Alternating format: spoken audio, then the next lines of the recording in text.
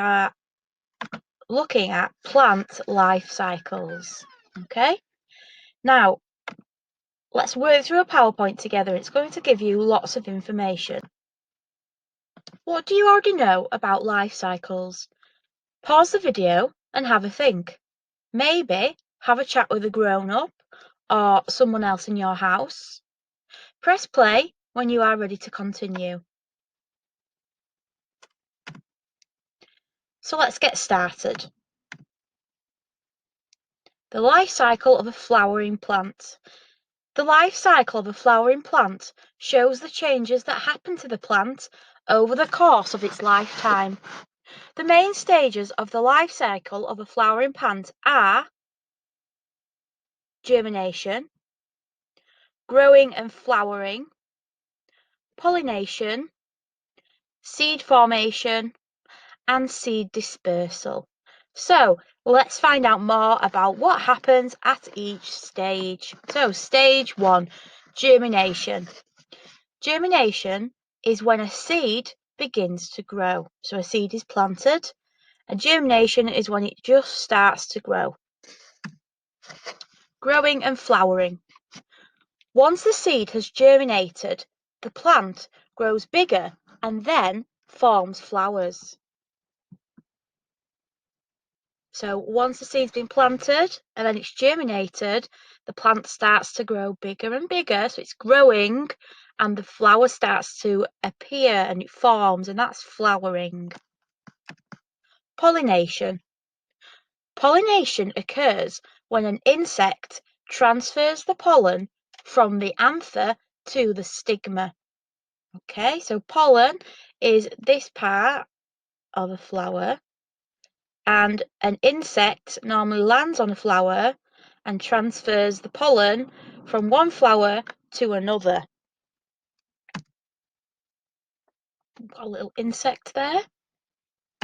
Okay, seed formation. Seed formation happens when the pollen is transferred from the outside of the plant to the inside of a plant. A seed is then formed slowly. So pollen is transferred from the outside of one plant to the inside of another plant, and then a seed is then formed slowly when this process has happened. Seed dispersal. Once the seeds are fully formed, the plant needs to disperse them. So that means it needs to get rid of them, it needs to spread them. This means that the plant needs to move or transport the seeds away from the parent plant in some way so that they don't all try to grow in the same place. There are lots of different ways that seeds can be dispersed. So there's lots of ways that seeds can be spread about. Do you have any ideas of what you think some of these different ways might be? Pause the video and I'd like you to write down at least 3 guesses. Press play when you're ready to continue. Okay, let's take a look at the different ways. Seeds can be dispersed by water, the wind, shaking, eating, carrying, bursting, and dropping.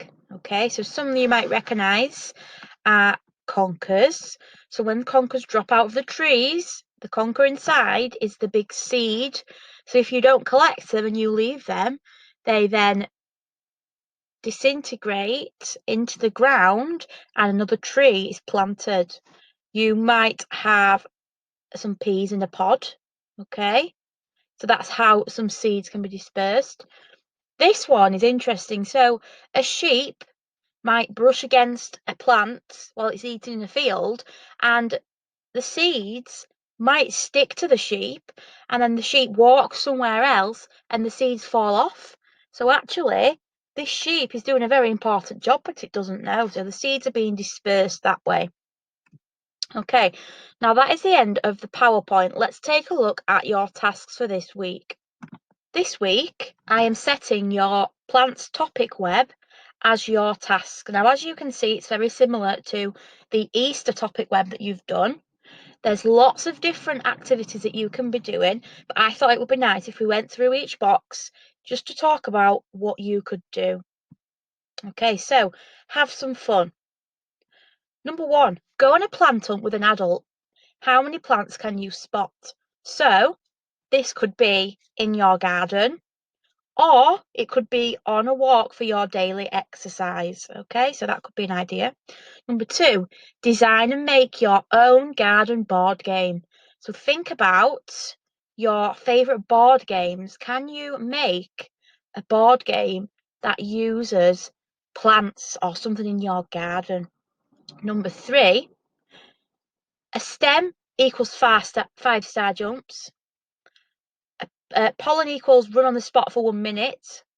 Anther equals hop around for 20 seconds. And stigma equals take 3 deep breaths. So can you put these actions into a pattern? You could play a game of Simon Says with people in your house. And when you say stem, they've got to do 5-star jumps. When you say anther, they've got to hop around for 20 seconds. Okay, so you could maybe do that. Let's move on. Express yourself. So number 1, you could act out the life cycle of a plant. So to refresh your memories, you can always rewind this video and rewatch it to learn about the life cycle of a plant again, so you know the main parts. Number 2, create a song about the parts of a plant to help you remember. So that is a really brilliant one. So I know that lots of you in year 3 and year 4 are very talented, you're very good singers. So could you create a song and send it to your class teacher for us to see? Number 3, think of questions and host your own plants quiz. So now is the perfect time to do this with all of your family at home or people in your house at home. You could create a plants quiz and you could challenge your family. Okay. Remember, these can be videoed and emailed to your teacher. We love to see your home learning. Get artistic. Design a picture of a flower using objects. For example, fruit, Lego, or pencils. So I want you to create a picture of a flower, but I don't want you to just draw it on some paper. I want you to use actual objects. So if you've got some Lego, you could build the flower. If you've got some pebbles in your garden, ask a grown-up first for permission, and you could maybe design a flower with the pebbles. You could use some fruit or other foods, but please make sure you get permission.